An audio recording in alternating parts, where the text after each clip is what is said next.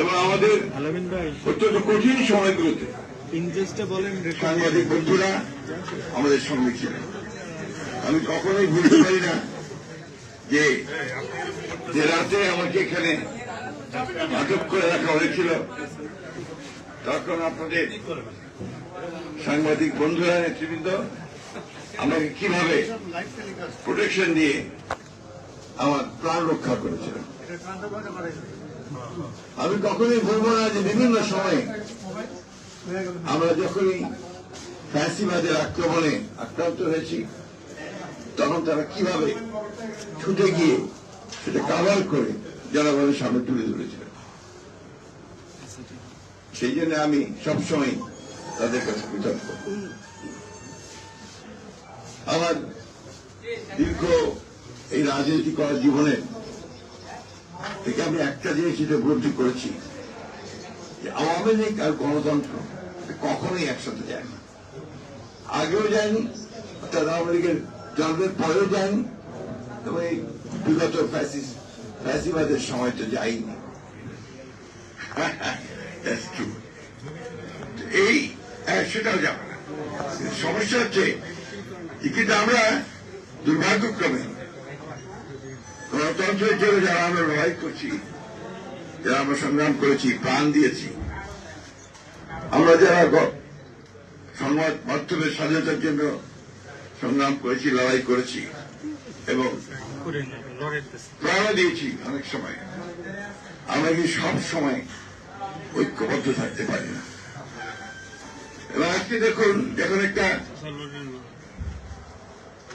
রক্তাক্ত সংগ্রামের মধ্য দিয়ে আমরা যখন একটা স্বাধীনতা পেয়েছি কিছুটা, যে আমরা এখন একটু অন্তত সংবাদপত্রের স্বাধীনতাকে নিশ্চিত করার একটা ক্ষেত্র তৈরি হয়েছে, এবং আমরা এখন পর্যন্ত যেটা লক্ষ্য করছি যে বর্তমান সরকার এই সংবাদপত্রের স্বাধীনতাকে রক্ষা করবার জন্য কমিটেড আছেন এবং তারা কাজ করছেন সেই বিষয়ে। আমাদের তথ্যমন্ত্রী সেই কথাগুলো বলেছেন। কিন্তু অন্যদিকে সংবাদপত্রের মালিকরা, যারা বিভিন্ন আপনার যে হাউসগুলো আছে, বিজনেস হাউসেস, তারা কিন্তু অন্যায়ভাবে সাংবাদিকদের উপর নির্যাতন চালিয়ে যাচ্ছে। আমি একদম বলতে চাই খুব স্পষ্টভাবে, গতকাল আমাদের প্রেস ক্লাবের সভাপতিকে যেভাবে প্রত্যেক করতে বলা হয়েছে, এটা কোন সভ্যতার মধ্যেই পড়ে না। এটাকে আমি তীব্র ভাষায় নিন্দা জানাচ্ছি এবং আমি অনুরোধ করব যে আপনার তীব্র ভাষায় এটার প্রতিবাদ জানাবেন। শুধু হাসান হাবিব সাহেব নয়, একই সঙ্গে আমাদের অনেক সাংবাদিক বন্ধু আছেন যারা এই আক্রমণের শিকার হচ্ছেন, নির্যাতনের শিকার। আমার কিন্তু সবসময় মনে হয়, যেটা মনে হয়েছে সবসময়, যে আসলে যুগ পাল্টানোর সঙ্গে সঙ্গে সবকিছু পাল্টে যায়। আমি এর আগের দিনে বলেছি যে আমাদের তারা আজকে 1975 সালে 76 সালে সাংবাদিকরা যে অবস্থায় ছিলেন, এখন কিন্তু সে অবস্থায় নেই। আমি এখন দেখছি আমাদের এর পরেও দেখছি অনেক সাংবাদিক ভাই এখন পর্যন্ত বেকার হয়ে আছে। আমরা তাদের কর্মসংস্থানের সুযোগ সৃষ্টি করতে পারিনি।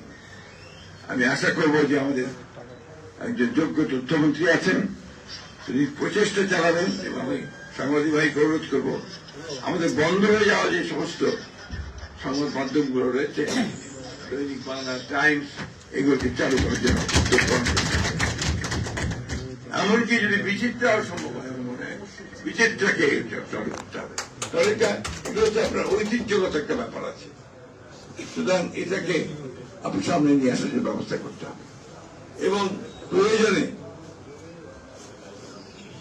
বিভিন্নভাবে যারা পারবেন তাদেরকে দিয়ে একসাথে করে নতুন সংবাদ মাধ্যম সৃষ্টি করে আমাদের সাংবাদিকদের কর্মসংস্থানের ব্যবস্থা করে সৃষ্টি করতে হবে।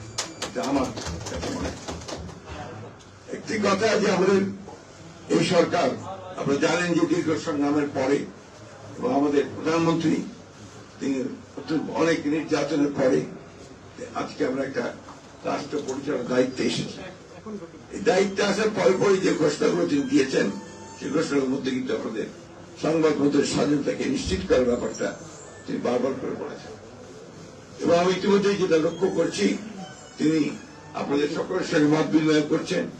মত বিনিময় করে যেটা কিছুক্ষণ আগে আমাদের তথ্যমন্ত্রী মহোদয় বললেন, তিনি গোটা সংবাদ মাধ্যমে যেন একটা শুভ বাতাস বয়, সেই রকম একটা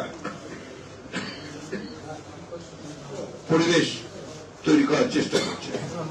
দুর্ভাগ্য আছে আমাদের যে বাংলাদেশে আমরা সবসময় কিন্তু সহজেই সবকিছু সোজা পথে পাই না। আজকে আবার বিভিন্ন গোষ্ঠী মাথার চারা দিয়ে উঠছেন, তারা বিভিন্নভাবে সমস্যা তৈরি করছেন, অনেকে আইন শৃঙ্খলা পরিস্থিতি নষ্ট করছেন। আপনার স্বাভাবিকভাবে যে সমস্ত যে কথা কিছুক্ষণ আগে বলা হলো যে আপনার সোশ্যাল মিডিয়াতে যে সমস্ত আপনার প্রচারণা হচ্ছে, যে সমস্ত অপপ্রচার হচ্ছে, এই সব কিছু মিলিয়ে কিন্তু সমাজকে আবার ভিন্ন পথে পরিচিত করবার একটা উদ্যোগ আছে, একটা কনসিয়াস এফোর্ট আছে। সেই এফোর্টটাকে যেন আমরা সবাই মিলেই এটাকে প্রতিহত করতে পারি এবং সঠিকভাবে এগিয়ে যেতে পারি, সেই চেষ্টাটা আমাদের করা দরকার। আমি এর আগে বলেছি যে আমি ব্যক্তিগত একজন একেবারে একটি লিবারেল ডেমোক্রেট, আমি হচ্ছে একটি উদারপন্থী গণতান্ত্রিক দল। আমি এখানে আপনার কোন ধর্ম, বর্ণ বা অন্য কোনো কিছুর ভিত্তিতে এখানে বিভাজনের পক্ষে নই। আমি সকলকে সমান অধিকার দেওয়ার পক্ষপাতী একজন মানুষ। এই জন্যই আমি সবসময় বলে থাকি যে বিএনপিকে আপনারা যদি কেউ মনে করেন যে বিএনপি একটা বিপ্লবী দল, সেই বিপ্লবী দল কিন্তু বিএনপি দল।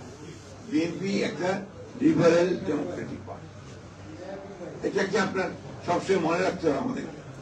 এই জন্যই আমরা মনে করি যে বিএনপি হচ্ছে সবচেয়ে নিরাপদ একটা রাজনৈতিক দল, যে দলের মধ্যে সাংবাদিক বলুন অন্যান্য পেশাজীবীরা আছেন তারা সবসময় নিরাপদ থাকতে পারেন।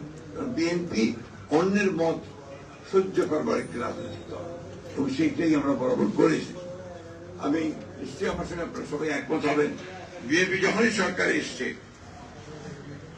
সাংবাদিক দলনবাড়ির যত কিন্তু সবচেয়ে কম হয়েছে, আপনি এটা খুব বেশি খুঁজে পাবেন এবং কারণ বিএনপিতে বিশ্বাস করেন। আমি সেই কারণে আজকে বলি যে 16ই জুন আমাদের মনে রাখতে হচ্ছে যে আওয়ামী লীগের সেই দুঃশাসন যে আপনার 72 সাল থেকে 75 সাল পর্যন্ত, এটার উপরে বোধহয় আমাদের প্রফেসর সাইদুর রহমান সাহেবের বই আছে, আওয়ামী দুঃশাসন 3 বছরের পাশে। কিন্তু এখন এই 15 বছর আওয়ামী যে ভয়াবহ দুঃশাসন গুলো গেল, এর মধ্যে বহু লেখা বেরিয়েছে, আমাদের ভারত কবর থেকে শুরু করে অনেকে লেখা বেরিয়েছেন। কিন্তু এইভাবে একেবারে 15 বছরের দুঃশাসনের উপরে, তাদের ফ্যাসিজমের উপরে সেরকম কোন আপনার কম্পাইল বই আমি পর্যন্ত দেখিনি। এটা প্রয়োজন আছে। আমি অনুরোধ করবো আপনাদেরকে, যারা আপনারা লেখালেখি করেন তারা এই দিকে একটু যোগ দেন। আমি তথ্যমন্ত্রীকে অনুরোধ করবো এই বিষয়টার উপরে একটু আপনার নজর দেওয়া উচিত, যাতে করে সত্যিকার ইতিহাসটাকে আমরা তুলে ধরতে পারি। যাই হোক, আমি বক্তব্য দীর্ঘ করবো না। আপনারা সবসময় আমাকে দেখেছেন আপনাদের মাঝে, যে কোনো সময় সেজন্য আমি কৃতজ্ঞ আপনাদের কাছে। একটা কথা আপনাদেরকে আমি আজকে বলে যেতে চাই যে আপনাদের অধিকার রক্ষার্থে আমি কিন্তু আপনাদের সঙ্গে